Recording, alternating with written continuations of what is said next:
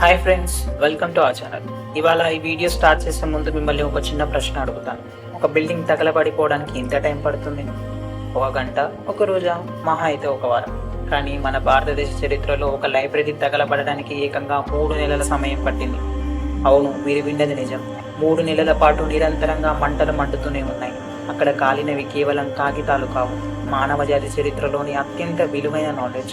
ఆ మంటల్లోంచి వచ్చిన పొగ ఈ దేశపు మేధస్సును కొన్ని వందల ఏళ్ల పాటు చీకట్లోకి నెట్టేస్తుంది.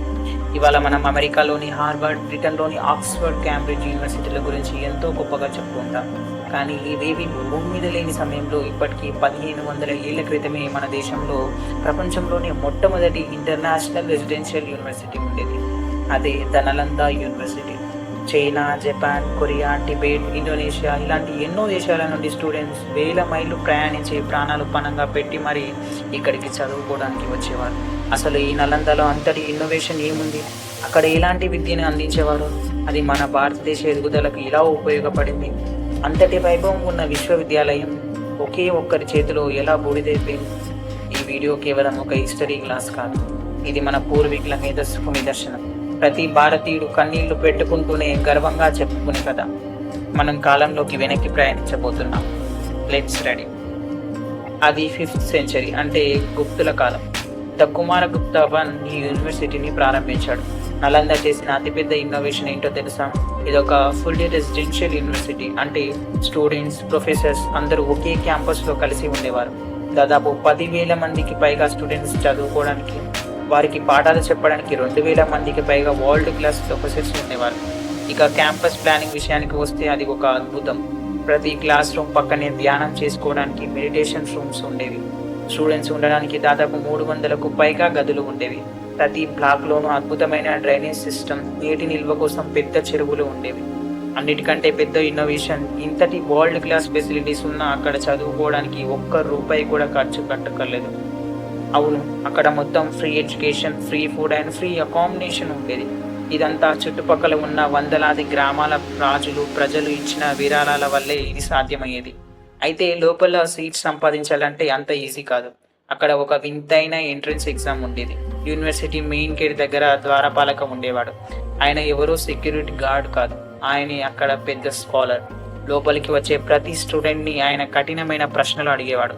ఆ టెస్ట్లో 80% మంది ఫెయిల్ అయ్యి వెనక్కి వెళ్ళిపోయేవారు. కేవలం టాప్ 20% ఆఫ్ జీనియస్ స్టూడెంట్స్కి మాత్రమే నలందలో అడుగుపెట్టే ఛాన్స్ దక్కేది. చాలామంది అనుకుంటారు నలంద అంటే కేవలం బుద్ధిజం లేదా మత గ్రంథాలు మాత్రమే నేర్పించేవారని. కానీ అది ముమ్మాటికి తప్పు. నలంద ఒక పూర్తి స్థాయి సెక్యులర్ అండ్ సైంటిఫిక్ యూనివర్సిటీగా ఉండేది. ఇక్కడ మతంతో సంబంధం లేకుండా మానవ వికాసానికి కావలసిన అన్ని రకాల సబ్జెక్ట్స్ బోధించేవారు. ప్రధానంగా ఇక్కడ 5 రకాల విద్యా భాగాలు ఉండేవి. అందులో grammar and linguistics, medicine and Ayurvedic, logic and epistemology, arts and crafts, philosophy and spirituality.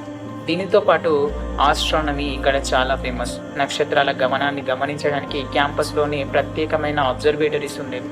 ఇక్కడ ఎడ్యుకేషన్ సిస్టమ్ ఎలా ఉండేదో తెలుసా?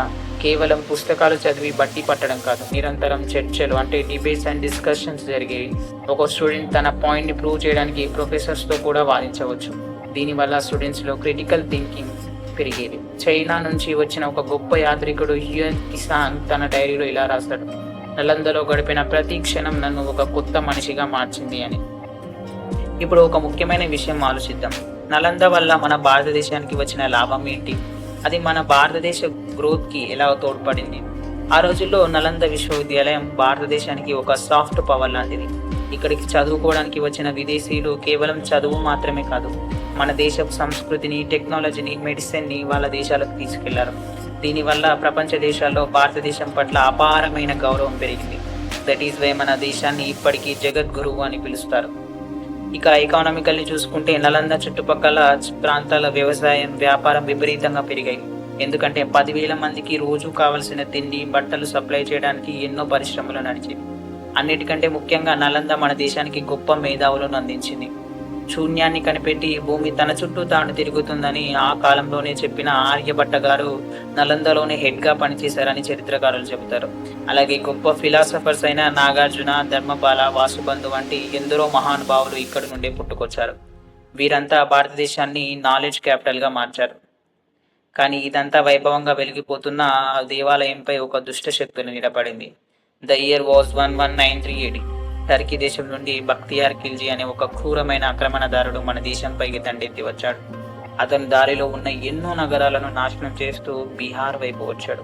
అతనికి నలంద గురించి తెలిసింది. అక్కడ సైనికులు లేరు, ఆయుధాలు లేవు, కేవలం పుస్తకాలు చదువుకునే సన్యాసులు, స్టూడెంట్స్ మాత్రమే ఉన్నారు. ఖిల్జీకి ఒక అహంకారం ఉండేది, ఒక అసూయ ఉండేది. తన మతం కంటే, తన దేశం కంటే ఈ భారతీయులు మేధస్సులు ఎలా గొప్పవారయ్యారు అనే కుళ్ళు అతని మనసుకు కలిచివేసింది. ఆ అహంకారంతోనే అతను నలందపై దాడి చేశాడు. 1000 మంది నిరాయుధులైన బౌద్ధ సన్యాసులను, ప్రొఫెసర్లను కంటి ముందే నరికి చంపేశాడు. ఆ తర్వాత అతను చేసిన పని మానవ జాతి చరిత్రలోనే అతిపెద్ద పాపం. నలంద యొక్క గుండెకాయ లాంటి 9 అంతస్తుల లైబ్రరీకి నిప్పు పెట్టాడు. ఆ ఘోరం మీకు తెలుసా? ఆ లైబ్రరీలో దాదాపు 90 లక్షల పుస్తకాలు ఉండేవి. ఆ భవనాలకు పెట్టిన నిప్పు ఎంత భయంకరంగా ఉందంటే ఆ పుస్తకాలన్నీ కాలడానికి ఏకంగా 3 నెలల సమయం పట్టింది. 3 నెలల పాటు ఆ జ్ఞాన సంపద నిపురు కప్పిన బూడిదైపోయింది. వైద్యం, గణితం, ఖగోళం ఇలా మానవాళికి ఉపయోగపడి ఎన్నో రహస్యాలు ఆ మంటల్లోనే కలిసిపోయాయి. ఆ రోజు నలంద కాలకపోయి ఉంటే ఇవాళ ప్రపంచ సైన్స్ ఇంకెక్కడో ఉండేది. మిత్రులారా, ఈ కథ ఇక్కడితో ఆగిపోలేదు. ఖిల్జీలు రావచ్చు, బిల్డింగ్లను కూల్చివేయచ్చు, పుస్తకాలను తగలబెట్టేయచ్చు. కానీ ఈ భారతీయ మట్టిలో ఉన్న జ్ఞానదాహాన్ని, ఆ మేధస్సును ఎవ్వరూ చంపలేరు. 100 ఏళ్ల తర్వాత మళ్ళీ అదే నలంద భూమిపై కొత్త నలంద యూనివర్సిటీగా ప్రాణం పోస్తుంది. మన భారతదేశ గవర్నమెంట్ ఆ వైభవాన్ని తిరిగి తీసుకురావడానికి అడుగులు వేస్తుంది. ఈ వీడియో ప్రయాణం ముగించే ముందు నేను మీతో ఒకే ఒక్క విషయం చెప్పాలనుకుంటున్నాను. మనం ఇవాళ వెస్టర్న్ కల్చర్ వైపు, విదేశీ చదువుల వైపు ఎంతో ఆశగా చూస్తున్నాం. కానీ ఒక్కసారి వెనక్కి తిరిగి మన హిస్టరీని చూడండి. ప్రపంచానికే చదువు నేర్పిన గడ్డ మనది. అంతటి గొప్ప వారసత్వం మనకుంది. దీన్ని గుర్తుపెట్టుకోవడం, గౌరవించడం ప్రతి భారతీయుడి బాధ్యత. ఈ కథ మీ గుండెని తాకితే, మన పూర్వీకుల మేధస్సు పట్ల మీకు గర్వంగా అనిపిస్తే ఈ వీడియోని మీ ఫ్రెండ్స్ అండ్ ఫ్యామిలీతో ఖచ్చితంగా షేర్ చేయండి. మన నిజమైన చరిత్రను అందరికీ తెలియజేయండి. మీకు ఈ డాక్యుమెంటరీ ఎలా అనిపించిందో కింద కామెంట్ సెక్షన్లో నాతో పంచుకోండి. మరో అద్భుతమైన వీడియోతో మళ్ళీ కలుద్దాం. జై హింద్, జై భారత్.